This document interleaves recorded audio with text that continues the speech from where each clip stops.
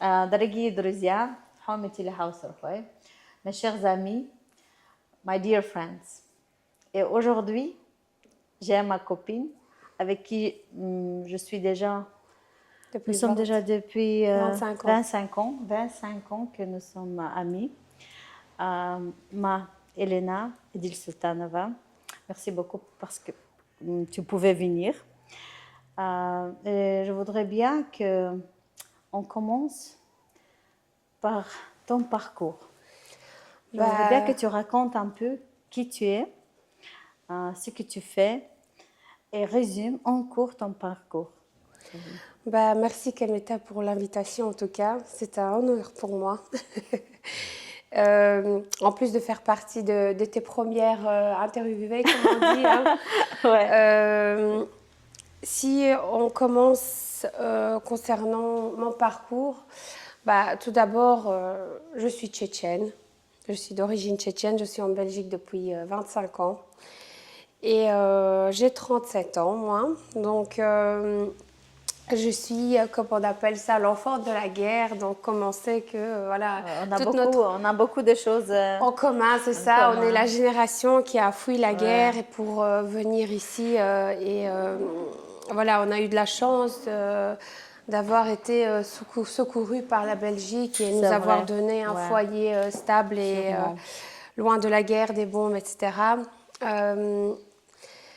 Si on revient à mon parcours, je pense qu'il est assez basique comme pour un grand nombre de femmes de chez nous. J'ai 37 ans, j'ai fait des études. J'ai eu un bachelier comptable. J'ai travaillé en tant que comptable, j'ai travaillé en tant qu'agent administratif. Mais je suis une très grande organisatrice. J'adore j'adore tout ce qui est contrôlé, organisé. J'ai remarqué que toutes les femmes que j'ai invitées sont deux organisateurs comme moi. Oui. Et à cause de ça, grâce à cet atout, en fait, moi, j'ai avancé dans ma carrière et je suis devenue indépendante dans la gestion administrative et gestion d'entreprise. Donc, c'est un métier à la demande aujourd'hui. Hein. Aujourd'hui, je suis gestionnaire d'un centre pour réfugiés. Et toutes les organisations avec qui j'ai eu le contact me demandent pour venir travailler chez eux. D'ailleurs, ce que je peux dire, les jeunes, allez faire des... Je suis très fière. Je suis très fière de ma copine. Voilà. Donc, en bref, je pense qu'on parlera beaucoup aussi sur mon parcours un peu spécifique qui, malheureusement, touche une femme sur 3 aujourd'hui, c'est-à-dire le cancer et aussi le divorce. Voilà. Donc, sinon, j'ai été mariée 14 ans, j'ai 4 enfants, une fille et 3 garçons. Je suis maman à temps plein, je travaille indépendante gestionnaire à temps plein et l'atout, je pense, aujourd'hui, dans le monde d'aujourd'hui, c'est de pouvoir gérer le tout, en fait, de pouvoir être et maman, et businesswoman, et une bonne femme pour son époux, et une bonne fille pour ses parents et pour toute la famille. Donc, je pense que le rôle d'une femme est assez... Il y a plusieurs de rôles. Oui, elle a énormément de rôles. Voilà, et le rôle d'une femme possède beaucoup de vecteurs.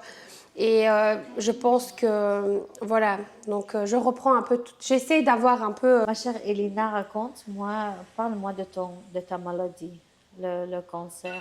Comment tu l'as découvert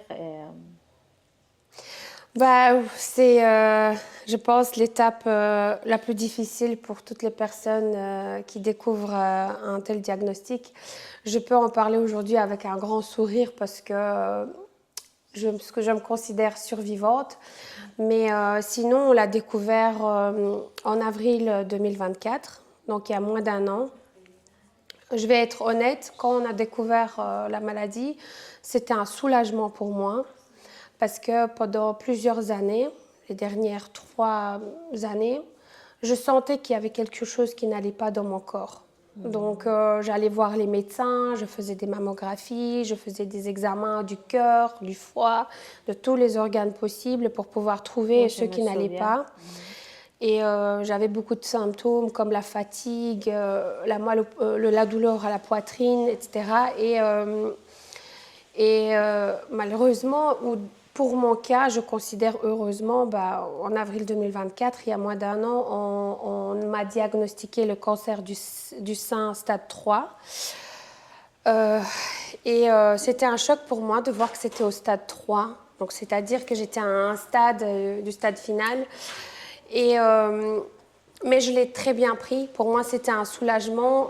Dans ma tête, c'était resté vraiment pas positive. Positive, oui, parce que dans ma tête, c'était enfin, on a trouvé ce qui ne va pas. Enfin, on va pouvoir traiter. Parce que quand tu restes dans le doute, dans la recherche, tu ne peux pas traiter la maladie. Tu ne peux pas traiter ton état. Parce que tu ne sais pas ce Oui, tu ne sais pas ce que tu as et tu cherches toutes les éventualités au niveau de ta santé. Tu cherches dans tous les domaines parce qu'à un moment donné, même les médecins me disaient est-ce que ça ne serait pas psychologique, est-ce que ça ne serait pas une douleur inventée, est-ce que ça ne serait pas une fatigue, je ne sais pas moi, parce que tu es une maman de 4 enfants, tu travailles, tu as acheté une maison, tu fais des travaux, voilà. Mais je sentais que ce n'était pas ça. En fait, une personne qui a un cancer, c'est ce que moi j'ai eu, le sent. Et je le disais surtout la dernière année, je sens que j'ai un cancer, il faut le trouver. Comment ça, est-ce que ça a eu un impact? Oui, j'ai eu un grand... oui, sur ça a le travail, eu un grand impact sur ma vie, surtout. J'étais mariée 14 ans et la première chose que l'oncologue m'a dit à l'annonce de ma maladie, c'est que malheureusement, 80% des couples cassent en plein milieu de maladie parce que c'est très, très difficile pour la deuxième moitié de voir en fait la personne la plus chère au monde mourir en fait. Parce que quand on vit une maladie, on ne sait jamais quelle sera la fin. On ne sait pas si on va s'en sortir, on ne sait pas si ça va aller, etc. Malheureusement, dans mon cas, c'était comme ça.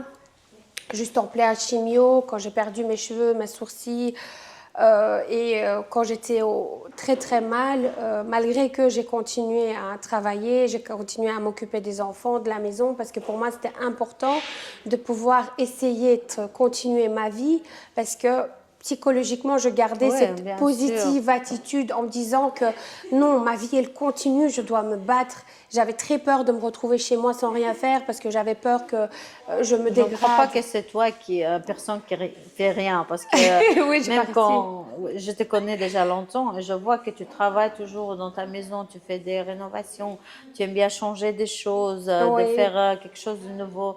Et comme maman, tu es aussi, je sais pas, je crois vraiment un exemple pour beaucoup de gens. Oui, j'ai besoin de voir l'avancement, de voir du progrès, de voir que la vie, elle continue, chaque jour apporte quelque chose de nouveau.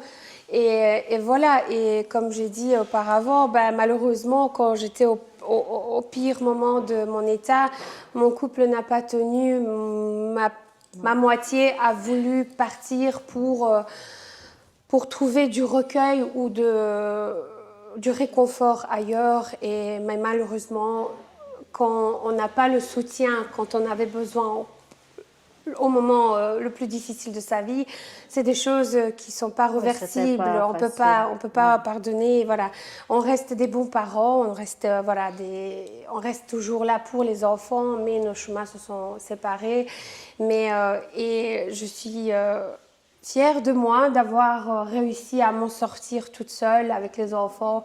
Bien sûr, j'avais tous mes amis avec moi, j'avais toute ma famille, ma maman, mes enfants qui m'ont énormément soutenue. Et je pense que c'est le plus important dans une maladie, c'est de garder vraiment,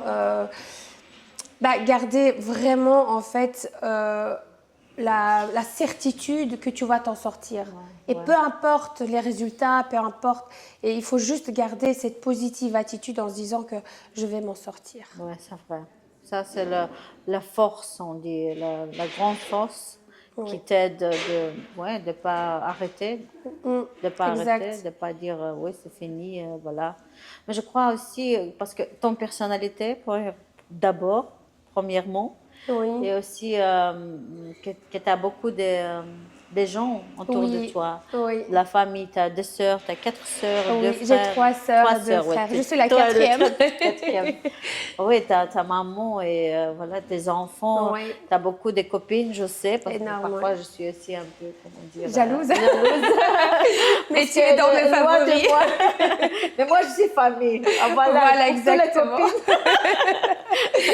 C'est la BFF. Voilà, c'est pour ça que tu as réussi. Je suis vraiment très contente que tu as réussi, comme copine aussi, que tu as réussi vraiment, parce que j'avais peur.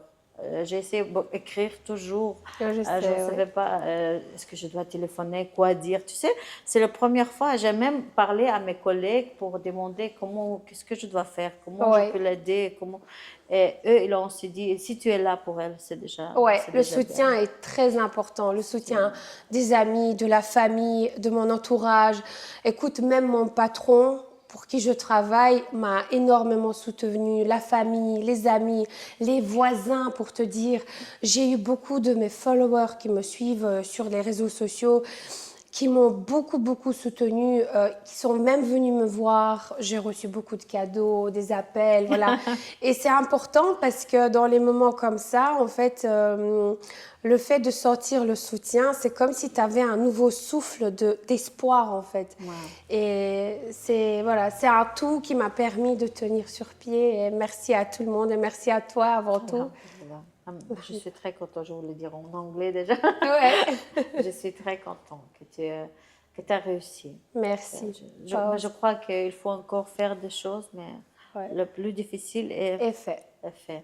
Sur- Elina, est-ce que la vision de la vie, ta vision de la vie a changé avec la maladie? Énormément.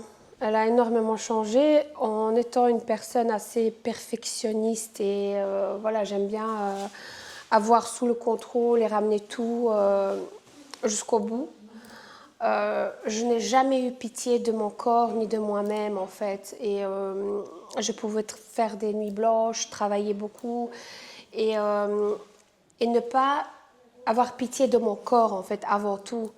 Et donc je pouvais essayer de tout porter sur mon dos et ça a beaucoup changé parce que j'ai compris que je suis pas Iron Man. J'ai compris que je dois faire attention à mon corps et aussi que en priorité je dois profiter de la vie et le reste n'est que le mode pour me faire aider à profiter de la vie en fait. Et parfois, comme on dit, il faut travailler pour vivre et pas vivre pour travailler. Et j'ai réalisé beaucoup que je travaillais un peu trop, pas seulement pour un boulot, la carrière et tout ça, mais même à la maison.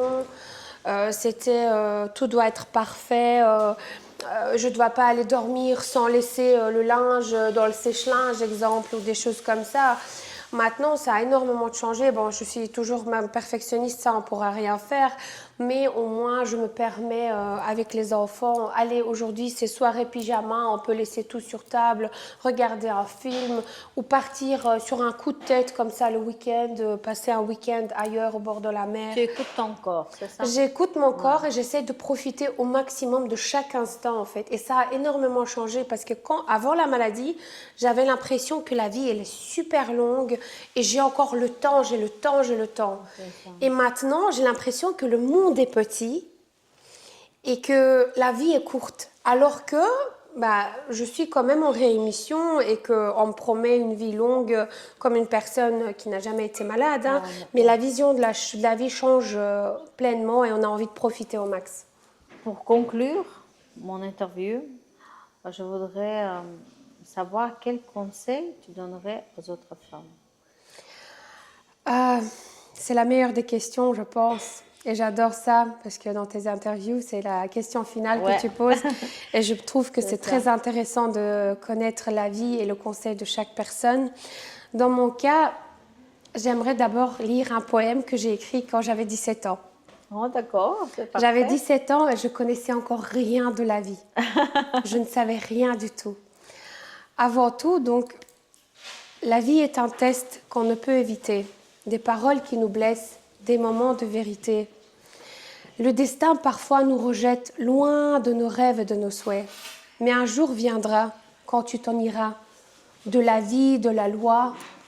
Et là, tu comprendras le but de tout ton chemin. Ce qui veut dire que dans le monde d'aujourd'hui, j'avais 17 ans quand j'ai écrit ce poème-là, et dans le monde, on est venu seul et on partira seul. Dans le monde, nous vivons d'amour pour tout, pour les parents, pour les enfants, pour un travail, pour les vêtements. Voilà, la vie est faite d'amour. Et je voudrais dire à toutes les femmes, malgré les expériences, et chaque personne a son niveau d'expérience qu'elle vit. Et peu importe ce que vous vivez, peu importe que ce soit des déceptions amoureuses, de santé, d'argent ou autres, des déceptions amicaux, voilà, peu importe. Il faut toujours garder cette croyance en amour. Et parce que tant qu'on a cette croyance-là, il y a toujours de l'espoir pour une vie. Et je voudrais dire aussi que il faut avant tout, comme j'ai dit, on est venu seul dans le monde, on partira du monde toute seule, on sera tout seul dans notre tombe. Il faut aimer soi avant tout. Il faut jamais aimer quelqu'un plus que vous vous aimez vous-même. Parce que une personne qui se respecte et qui s'aime ne permettra jamais aux autres de se faire du mal ou de vivre un mal ou de vivre un non-respect ou autre. Et je pense qu'une personne qui se respecte soi-même respectera automatiquement les autres personnes. Donc, je veux dire, aimez-vous, aimez la vie, croyez en amour, croyez en la vie, vivez à plein dents, ne remettez jamais rien à demain.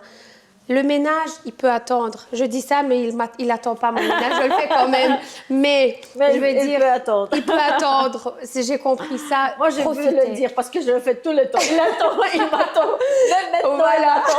il attend. Moi, voilà, j'essaye, mais la priorité, c'est aimer, vivez, voyager, vivez à plein dents pour ne pas avoir de regrets et ne regrettez jamais rien parce que tout ce qu'on vit, c'est ça qui nous a ramenés à aujourd'hui parce que c'est ça qui nous apprend qui on est, de quoi est faite la vie et vers où on veut avancer. Et donc voilà, je souhaite à chaque femme d'acquérir son bonheur parce que Dieu nous a créés par paire et comme j'ai dit, la femme a beaucoup de vecteurs, elle a besoin d'être comblée autant que mère, femme, dans la carrière et en amour. Et donc, je souhaite à chaque femme de combler chaque vecteur de sa féminité. Merci beaucoup. Merci beaucoup, Elina, pour cette interview incroyable. Je crois qu'il y aura beaucoup de femmes qui ont la même parcours, qui ont vécu et peut-être pour le moment, ils ont besoin d'entendre qu'ils doivent rester positifs. Tu vois? Comme tu dis, il y a beaucoup de gens qui ont cette maladie. Une femme sur trois, malheureusement. Femme sur trois. J'espère que cette petite interview, ça va être une aide. J'espère aussi, et je voulais dire avant tout pour la maladie, il faut savoir que 50% de la guérison, c'est l'état mental. C'est de positiver et se dire je vais réussir, je ne lâcherai pas. Et ça, c'est 50%. Et puis, il y a 10% de sport, 10% de nourriture. Seulement 10. Oui, et il y a 30% de traitements. Voilà. Ça aussi. Magnifique. Merci beaucoup encore une fois. Merci à toi. Aujourd'hui ici. Et à la prochaine.